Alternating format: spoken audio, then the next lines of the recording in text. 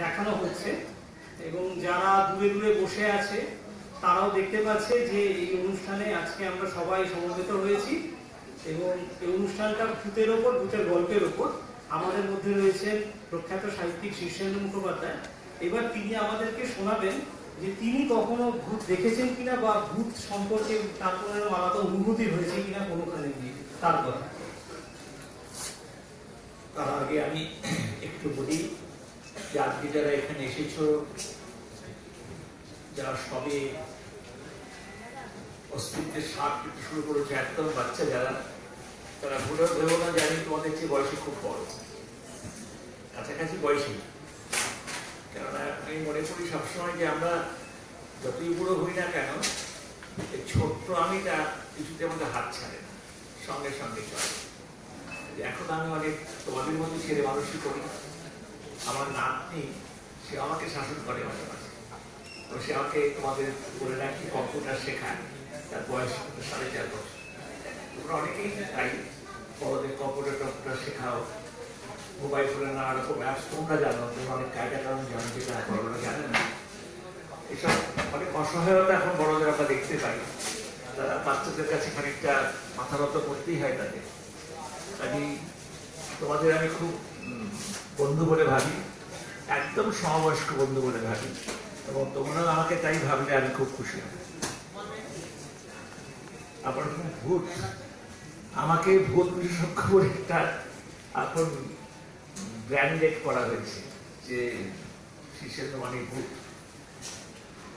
আমার ভূত হয়ে যেতে খুব বেশি দেরি হয়তো, কিন্তু একটা কথা ঠিক যে আমার জীবনে কখন আমি মানুষকে বলি না, অনেকে বলে তো যে ভূতে বিশ্বাস করি না, ভূতে বিশ্বাস করি না, অত ভূতে ভয় পায়।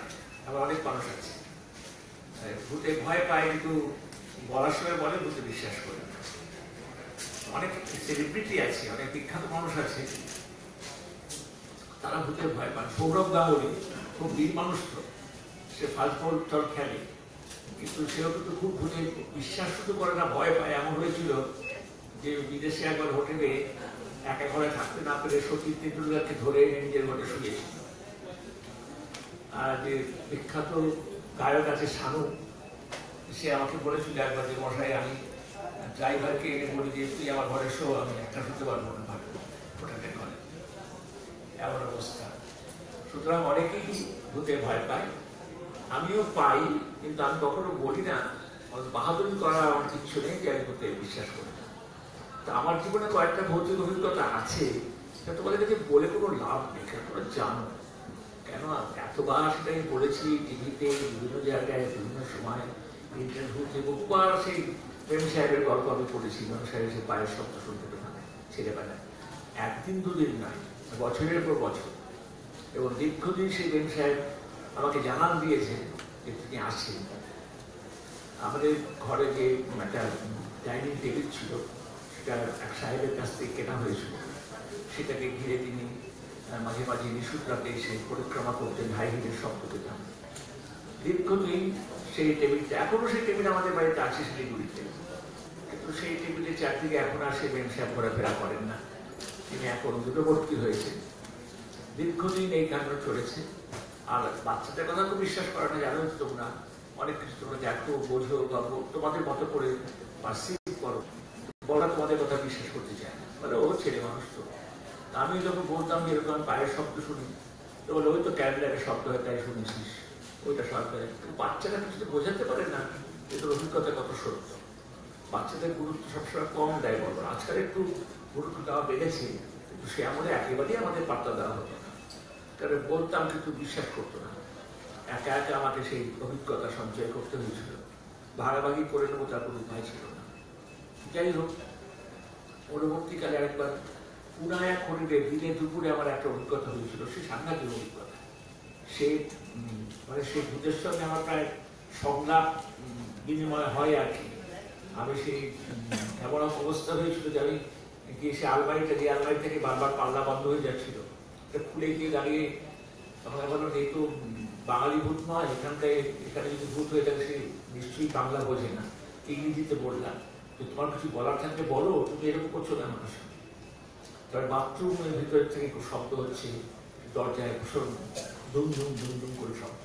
তো বাথরুমে কেউ নেই, আমি একা। তো সেইখানে কেউ বাথরুম খুলে দিয়ে বলুন এরকম করছো কেন, বা কিছু বলার থাকলে বলো, আমার সঙ্গে এরকম রসিকতা করছো। যাই হোক, এরকম অনেক অভিজ্ঞতা আমার হয়েছে, বেশ 3-4টে অভিজ্ঞতা তো আছেই। তো যাই হোক, এগুলো আমাকে অন্তত একটা জিনিস আমাকে এটা বিশ্বাস করতে বাধ্য করেছে যে কিছু একটা আছে বিয়ন্ড আওয়ার এক্সিস্টেন্স, আমাদের যে অস্তিত্ব তার বাইরেও একটা কোনো অস্তিত্ব আছে বা থাকাই স্বাভাবিক। আমাদের চেতনাটা কোথায় যায়, দেহের সঙ্গে সঙ্গে চেতনা কোথায় যায়, কোনো না কোনোভাবে তার একটা নিশ্চিতভাবে একটা ম্যানিফেস্টেশন হয়। সেটা হয়তো আমাদের এই মস্তিষ্ক ধরতে পারে না, কারণ অনেক সূক্ষ্ম জিনিস তো আমরা আমাদের ইন্দ্রিয় দিয়ে, আমাদের কান দিয়ে, চোখ দিয়ে বুঝতে পারি। জীবাণু আছে আমরা বুঝি মাইক্রোস্কোপ দিয়ে, তো দেখতে পারি না। ধরো এখানে এই যে আমাদের চাকরিতে শূন্যতা, এটার মধ্যেও তো কিছু একটা ঘুরে বেড়াচ্ছে। এখানে যেটা রেডিও বসানো যায়, রেডিও তো চালিয়ে দিলে সেরকম গান শুনতে পাবে। গানটা তো অ্যাটমসফিয়ারই আছে, কিন্তু আমরা শুনতে পাচ্ছি না। রেডিও চালালে তবে শোনা যাবে। টিভি যদি চালিয়ে দিই, এটা তুমি ছবি দেখতে পাবে, চলন্ত ছবি। সেই ছবিটা কি আকাশে বাতাসে তো ভাসছে, কিন্তু আমি দেখতে পাচ্ছি না বা আমি পারসিভ করতে পারছি না, কিন্তু যন্ত্র পারছে, সেইভাবে যন্ত্র টিউনড হয়েছে। সেরকম মনে হয় যে আমাদের ইন্দ্রিয় ধরতে পারছে না এমন জিনিস নেই, এটা বলা যায় না। নিশ্চিত আমাদের ইন্দ্রিয়ের অতীত কিছু আছে, আমাদের ইন্দ্রিয়ের সীমাবদ্ধতা তো আমরা জানি। আমরা এটাও জানি, স্বামী বিবেকানন্দ বলেছিলেন যে ইন্দ্রিয়ের ক্ষমতা এমন বাড়ানো যায় যে তুমি পিঁপড়ের চলাফেরাও শুনতে পাবে, কিংবা জীবাণুকে দেখতে পাবে, বা ছুট যে পড়ে গেল তার শব্দ তুমি পাও না, কিন্তু ধ্যানে বসলে কনসেন্ট্রেট হলে বজ্রপাতের মতো সেই ছুট পড়ে যাওয়ার শব্দ তোমার কানে আসে। এইসব অনেক কিছু হয়। আমরা আমাদের সামান্য ইন্দ্রিয় দিয়ে, আমাদের সামান্য বোধ বুদ্ধি দিয়ে পৃথিবীকে বিচার করার চেষ্টা করি, কিন্তু আমাদের ইন্দ্রিয়ের অতীত অনেক কিছু আছে, সেটা কিন্তু আমাদের বিশ্বাস করা উচিত। এই কদিন আগেই তোমরা জানো স্টিফেন হকিং, বিখ্যাত বিজ্ঞানী, তিনি মারা গেলেন। তিনি একটা কথা বলেছিলেন যে কথাটা খুব ভালো লাগে। তিনি বলেছিলেন যে আমার সামনে যে পরিত পৃথিবী বা যে বিশ্বটাকে দেখতে পাচ্ছি, মহাবিশ্ব, সেটা আমি আমার মতো করে, আমরা আমাদের মতো করে দেখছি, আমাদের একরকম পারসেপশন, কিন্তু এরকমটা নাও হতে পারে। আমরা আমাদের পারসেপশন দিয়ে বিশ্বকে বিচার করছি, আমরা যা দেখছি, যা শুনছি, যা বুঝছি, এটা সত্যি নাও হতে পারে। এটা হয়তো এরকম নয়, এটা হয়তো অন্যরকম, কিন্তু আমাদের পারসেপশন আমাদের এটাই বুঝতে সাহায্য করছে বিশ্ব কিরকম। কিন্তু আমাদের পারসেপশনটা ভুল হতে পারে, বা এটা একরকমের পারসেপশন হতে পারে, বিভিন্ন রকমের কোনো পারসেপশন থাকতেও থাকে। এ ধরনের অনেক কথা মনে আসে, বা অনেক কিছু, অনেক বিতর্ক এসে উপস্থিত হয়। তোমরা তো বড় হচ্ছ, আস্তে আস্তে আস্তে আস্তে তোমাদের মস্তিষ্ক আরো পরিণত হবে, তোমাদের বোধ বুদ্ধি জাগ্রত হবে। এই পৃথিবীকে তোমরা তোমাদের মতো করে নিশ্চিত বিচার করবে। তখন হয়তো তোমরা কেউ বিশ্বাস করবে, কেউ করবে না। যে যেমনই হোক, পৃথিবীতে বেঁচে থাকতে হলে সব রকম চিন্তা ভাবনাকেই প্রশ্রয় দিতে হয়, ওটাকে উড়িয়ে দেওয়া হতে হয়। এটুকু তোমাদের কাছে আমার বলার। ভূত বিশ্বাস করো কথা আমি বলছি না, ভূত বিশ্বাস করো না এমন কথাও আমি বলছি না। এটাকে আমরা এমনভাবে রাখি যে যার যেমন প্রয়োজন সে সেভাবে এই বিশ্বাসকে গ্রহণ করবে, তার জীবনের অভিজ্ঞতা থেকে সে বিশ্বাস করবে না করবে। কৃষ্ণদা, আপনার যে বিখ্যাত ভূতের গল্প উপন্যাস, বিশেষ করে ছোটদের পড়েছি আমরা, যেমন ধরা যাক গোসাই বাগানের ভূত, বা ধরা যাক পাগলা সাহেবের কবর, এই যে একটা ভূতকে আপনি মজার মধ্যে নিয়ে এলেন ছোটদের জন্য, তো এটা আপনি কিভাবে এই গল্প উপন্যাসগুলো লিখলেন যদি একটু আমাকে বলেন সবাই। সেটা হচ্ছে যেমন মনে করো আমার ভূতগুলো খুব সিরিয়াস ভূত নয়, তারা ভয় দেখানোর জন্য তাদের সৃষ্টি করা হয়নি। কারণ আমি মনে করি যে স্পাইডারম্যান বা যেরকম সুপারম্যান আমরা চরিত্র জানি, অনেক কিছু করতে পারে যেগুলো মানুষ পারে না। মানুষের তো ক্ষমতাটা শেষ আছে, মানুষ আকাশে উড়ে যেতে পারে না, কিন্তু সুপারম্যান পারে। কিভাবে পারে সে অন্য কথা, কিন্তু পারে। এই যে একটা সুপার হিউম্যান ক্ষমতা বা একটা সুপার হিউম্যান পাওয়ার, এটাকে আনতে হয় মাঝে মাঝে বাচ্চাদের গল্পে নতুন মাত্রা যোগ করার জন্য। বাচ্চারা এরকম গল্প পছন্দ করে। একটা ঘোড়া উড়ে যাচ্ছে, পক্ষীরাজ ঘোড়া, এই কনসেপশন ভালো লাগে। তারা বাচ্চাদের মনটা হচ্ছে এমন, যা বলবে তাই বিশ্বাস করবে, হ্যাঁ এটা হয়। ওইখানে ওই গাছের আড়ালে রাক্ষস খোস আছে। আমার নাতি 4.5 বছর নাতি তাকে রাক্ষসের গল্প বলবার ভুলি রাখি, সে বিশ্বাস করে রাক্ষস আছে ওইরকম চেহারা। বা তার ওই একটা গল্পের গল্পে একানোরের ছবি আছে, সেটাকে খুব ভয় পায় সে। তো আমি ভাবছি যে একানোরের তো আসল নয়, ওই সেটা খুব ভয় পায়। তো এরকম আর কি মানুষের ওরা সব কিছু বিশ্বাস করে। এই বিশ্বাসের সুযোগটা নিয়ে অনেক সময় আমরা হয়তো তাই ভয় দেখাই, তা আমি করিনি। আমি তাদের ভয় দেখাই না কখনো। আমি তাদের এমনভাবে বলি যাতে ভূত থাকলেও সেই ভূত বন্ধুর মতো, তাকে ভয় পাওয়ার দরকার নেই, বরং সে সাহায্যকারী হিসেবে আসবে। আবার যেরকম গোসাই বাগানের ভূতের মধ্যে আছে, যখন সে বাচ্চাটা ওই ভূতের সাহায্যে অলিম্পিক রেকর্ড ব্রেক করে ফেললো, অঙ্কে সাংঘাতিক রেজাল্ট করলো, পরীক্ষা ভীষণ ভালো ফল করলো, তারপর দাদু বললো না এটা তোমার ক্ষমতা নয়, তোমার ক্ষমতা অপব্যবহার হচ্ছে, তুমি ভূতের সাহায্যে এটা করছো, এটা করো না, তুমি নিজের পায়ে দাঁড়াও, নিজের ক্ষমতার উপর নির্ভরশীল হও। কারণ এই ক্ষমতা তুমি যদি প্রয়োগ করো তাহলে তোমার আত্মধিক্কার আসা স্বাভাবিক। ভবিষ্যতে তোমার মনে হবে যে আমি তো করিনি, এটা অন্য লোক করেছে, এই কৃতিত্ব তোমাকে দিতে পারবো না। সুতরাং সে তখন ওই ইয়েকে বললো যে ভূত যার উপকারী ভূত তাকে বললো যে এরকম যাও, আমি আমার কাছে মতো করবো। আস্তে আস্তে সে নিজের ক্ষমতায় সে আস্তে আস্তে ভালো হলো। কোনো যাচ্ছে পরের গল্প আমি কিছু বলিনি, কিন্তু এটা ঠিক যে এটা একটা সুপারম্যান বা স্পাইডারম্যানের মতো একটি অসীম ক্ষমতাধর অতি মানবিক ক্ষমতা সম্পন্ন একটা চরিত্র।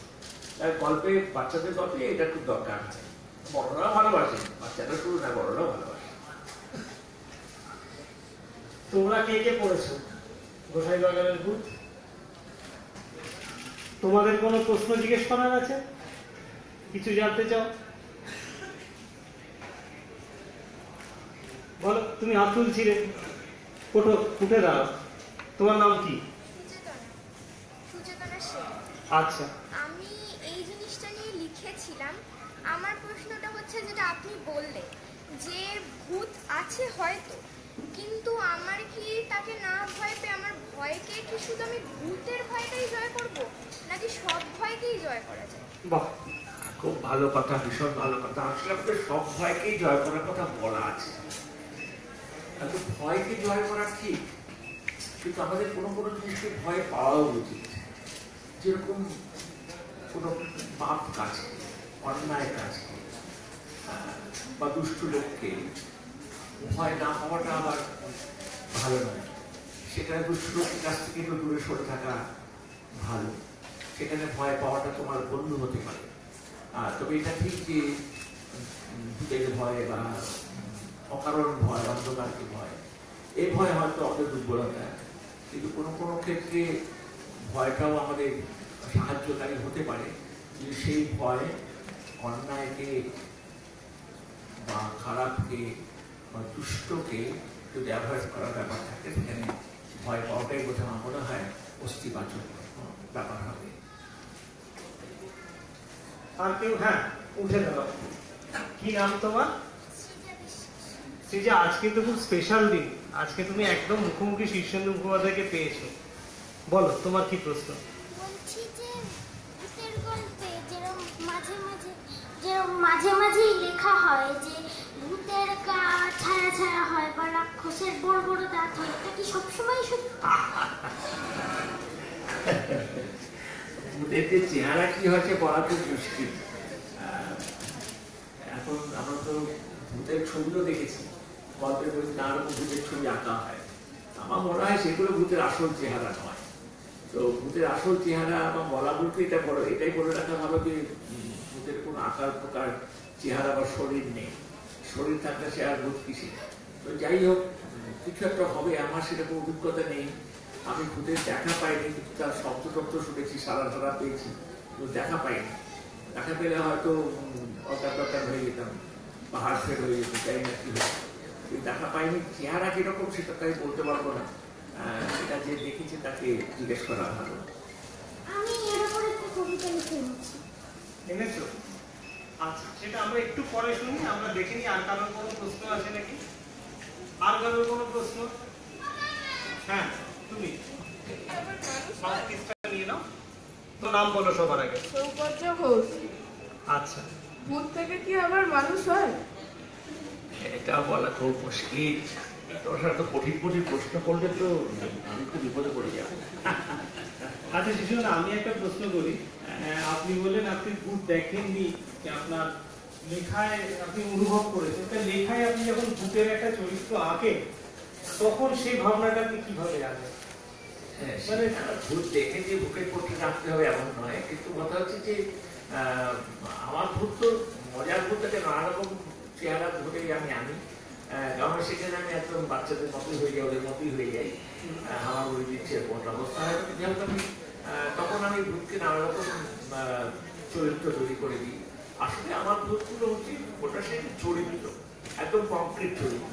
সেখানে ভূত অনেক সময় একদম সোজা কথা রক্ত মাসের মানুষের মতোই চেহারি হয়, এবং হয়তো নানা রকম ভাবে যে চেহারা পরিবর্তন করতে পারে, কিন্তু সে পারে। আর একটা জিনিস হচ্ছে কোনো কোনো জায়গায় যেরকম একটা সায়েন্স ফিকশন লিখেছিলাম, সেখানে একটা মানুষের কথা বলা হয়েছিল যে যে চেহারা পাল্টাতে পারে, এবং সে পৃথিবীতে থাকে না, সে কোনো গ্রহান্তরও থাকে না, সে থাকে মহাকাশে।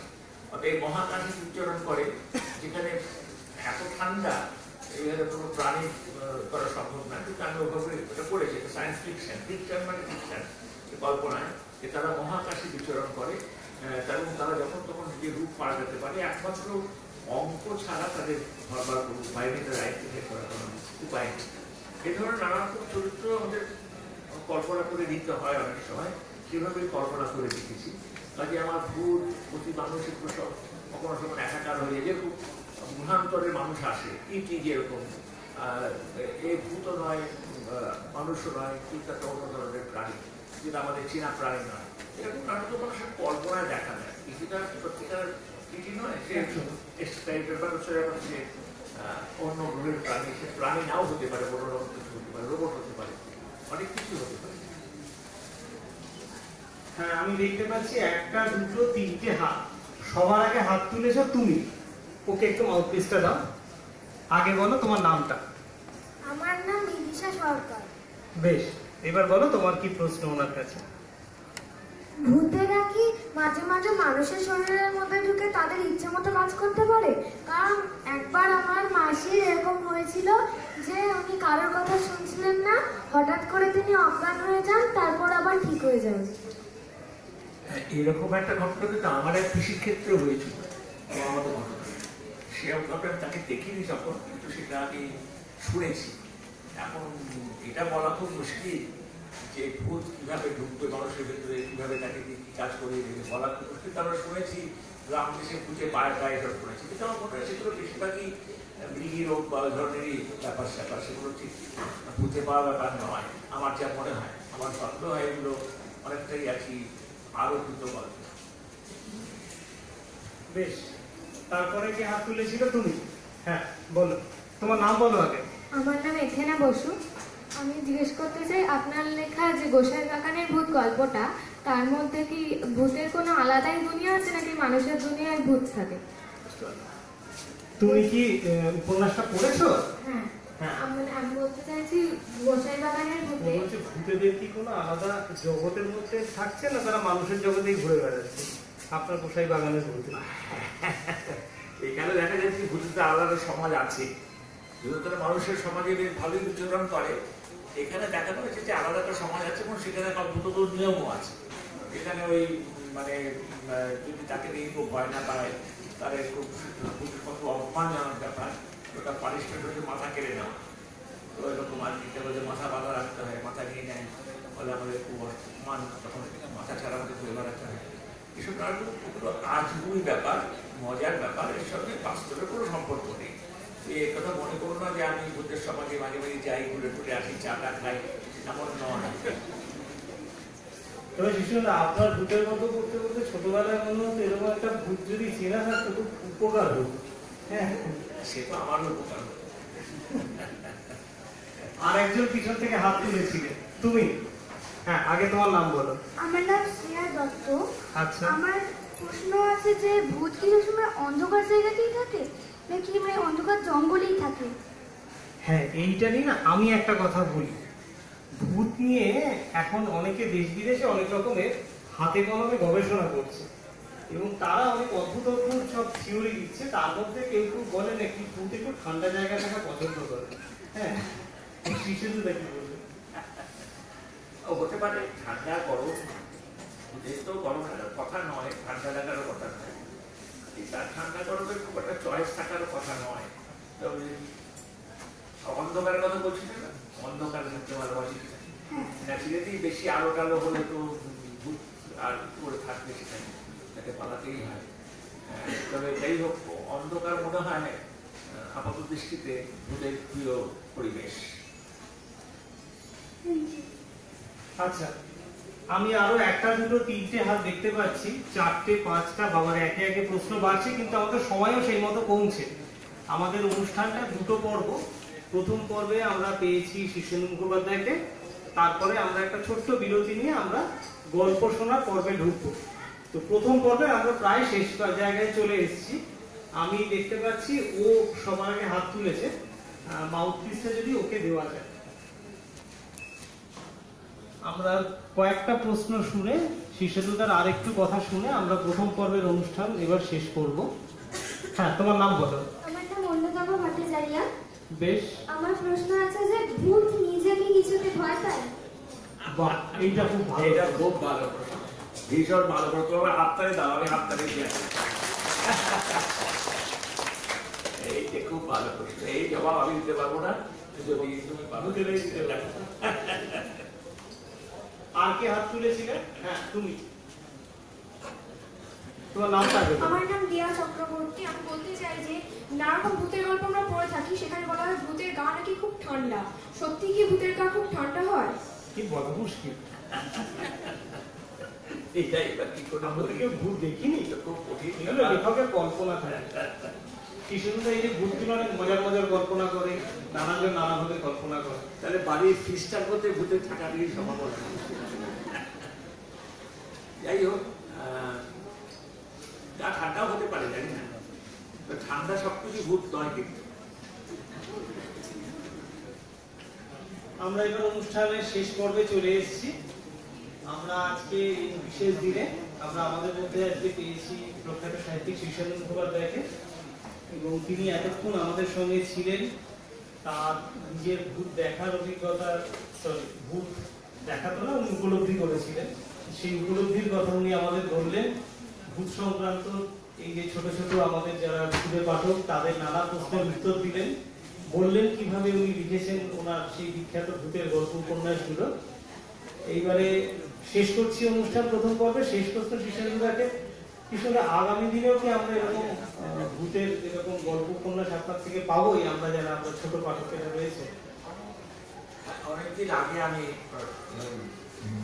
গোষ্ঠী সদনে একটা বাচ্চাদের এরকম সম্মেলন হয়েছিল, সেখানে আমাকে বলতে বলা হয়েছে।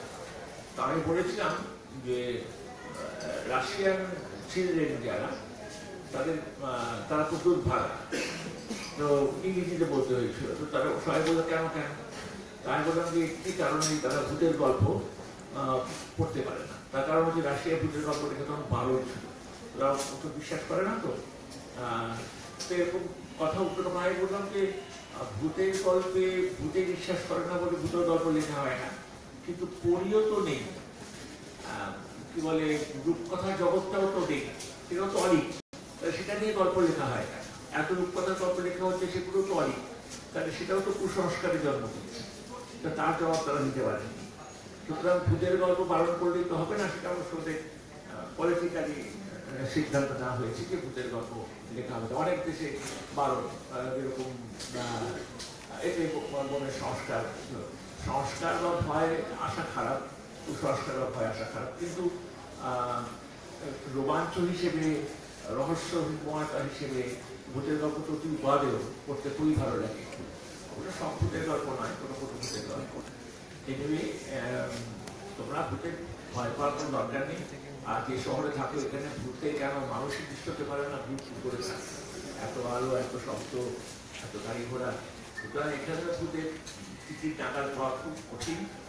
মনে আছে তোদের ভয় পাওয়ার দরকার নেই, আর বিশ্বাস করারও দরকার নেই, কিন্তু মনটা খোলা রাখার দরকার।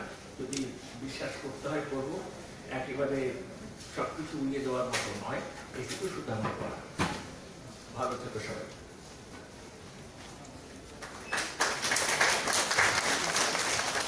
আমাদের এখানে একটি প্রশ্ন এসেছে।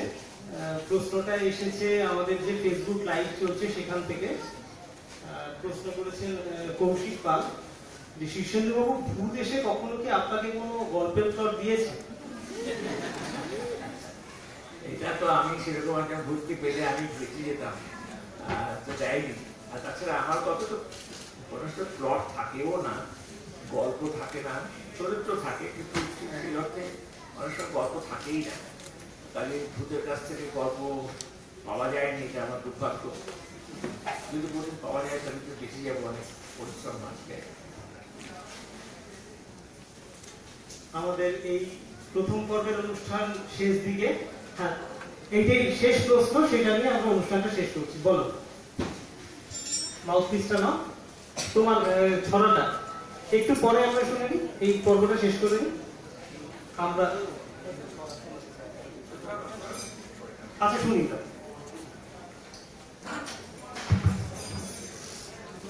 এটা কি ভূত নিয়ে? বাহ,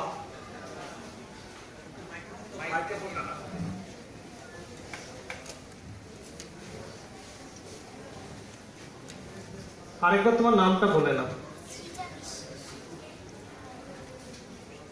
কাল্পনিক ভূত, ভূতেদের গা ছায়া ছায়া, তা কি সবসময় সত্যি? হতে কি পারে না রাক্ষস খোকস নিরীহ একরত্তি? পেতনি কি করতে পারে না কখনো কারুর উপকার?